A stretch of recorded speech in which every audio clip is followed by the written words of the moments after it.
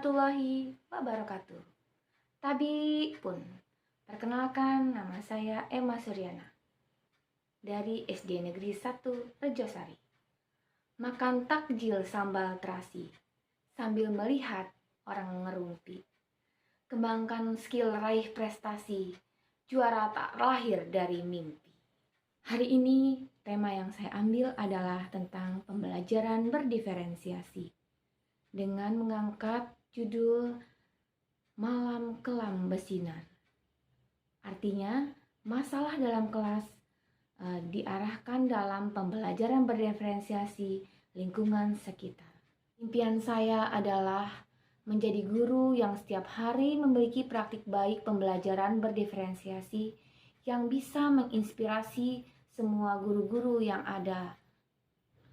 Latar belakang yang saya ambil mengenai judul ini adalah membangun suasana kelas agar lebih kondusif, membantu peserta didik untuk belajar, serta meningkatkan motivasi pencapaian hasil belajar peserta didik, dan menjalin hubungan harmonis terhadap pendidik dan peserta didik. Dan yang paling penting adalah membantu peserta didik menjadi pelajar mandiri yang sesuai dengan profil pelajar Pancasila. Peran dan tanggung jawab saya sebagai seorang guru di dalam kelas adalah agar suasana kelas tersebut menjadi kondusif. Karena pada awalnya siswa-siswa tersebut suka bermain seperti kapal-kapalan, pesawat terbang, bermain kartu, dan lain sebagainya. Saya mengajak peserta didik untuk mengetahui dan melaksanakan agar pembelajaran tersebut menjadi lebih kondusif. Pastikan peserta didik saya bisa memenuhi ilmu yang diberikan oleh saya. Peran dan tanggung jawab saya sebagai seorang guru di kelas adalah menjadi fasilitator di dalam kelas.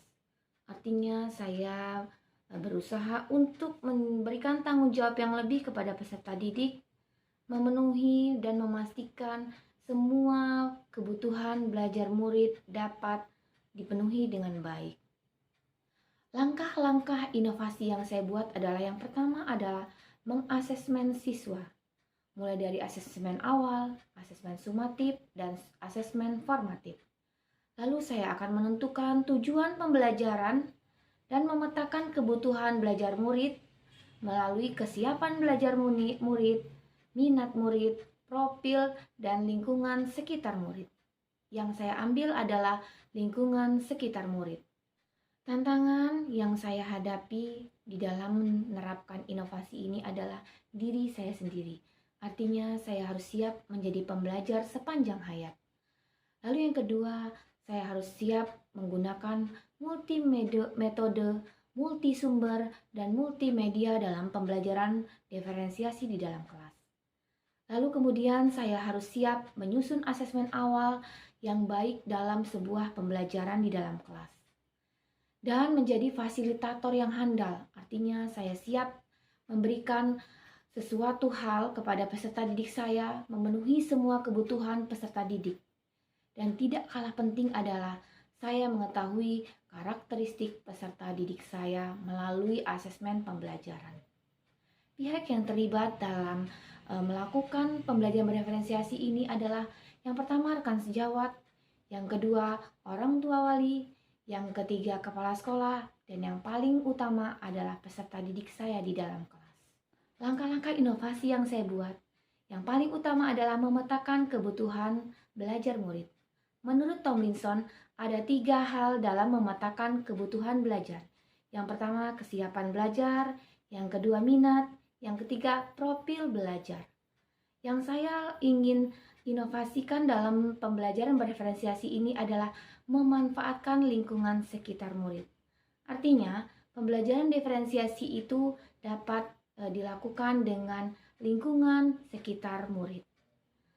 Kemudian yang saya lakukan berikutnya adalah menentukan strategi dan alat penilaian yang akan saya gunakan, serta menentukan kegiatan pembelajaran berdiferensiasi yang akan saya ajarkan atau yang akan saya jalankan, meliputi konten, proses, produk, dan yang menginovasinya adalah berupa lingkungan.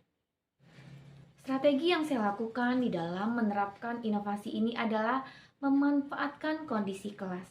Artinya, setiap detik dari kondisi kelas yang saya lakukan, saya harus bisa memanfaatkannya. Yang kedua adalah menjadi fasilitator yang handal. Lalu, selalu mengupgrade diri, artinya selalu belajar sepanjang hayat. Dan yang paling utama adalah melakukan refleksi dengan kepala sekolah, rekan sejawat, orang tua wali, dan siswa saya. Hasilnya, siswa-siswa saya di kelas merasa bahagia, merasa senang, karena mereka merasa mereka belajar, tetapi mereka tanpa sadar sambil bermain. Dampaknya, siswa-siswa saya bisa mengerjakan LKPD dan bisa mempresentasikan hasil dari apa yang mereka dapat dalam setiap pembelajaran berdiferensiasi yang saya lakukan di dalam kelas. Langkah-langkahnya setelah melakukan asesmen, saya melihat banyak anak-anak saya yang suka bermain. Mulai dari bermain gambaran, bermain pesawat-pesawat, bahkan banyak-banyak permainan yang mereka lakukan sehingga pembelajaran terasa kurang kondusif. Akhirnya, saya mengajak anak-anak saya untuk memotivasi mereka melakukan pembelajaran sambil bermain. Ayo lempar ke temannya.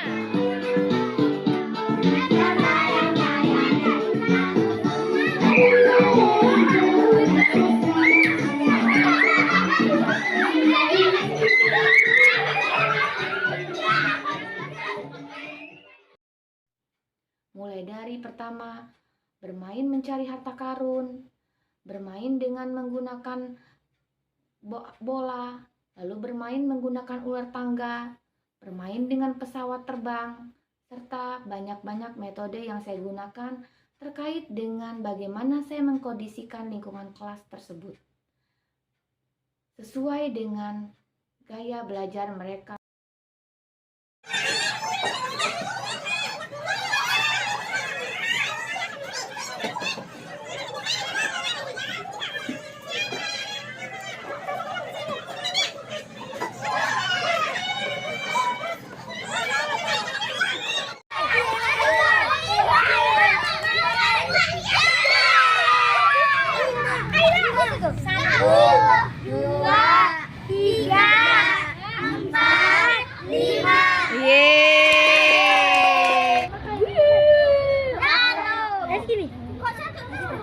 Ke situ, Kai.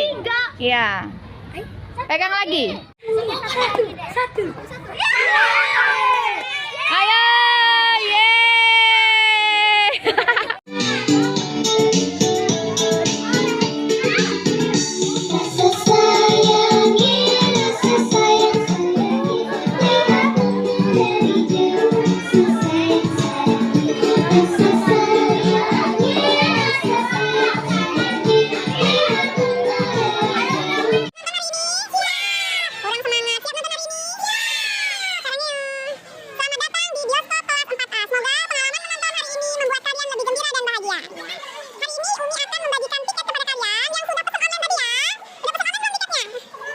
Namun kekhawatiran itu tidak terjadi.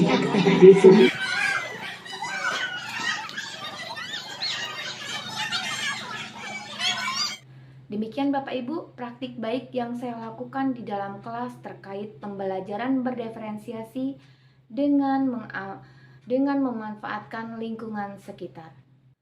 Burung pipit, burung irian. Demikian, terima kasih dan sekian. Bapak Ibu guru hebat, terima kasih. Mudah-mudahan praktik baik yang saya lakukan dapat menginspirasi Bapak Ibu semua. Wassalamualaikum warahmatullahi wabarakatuh.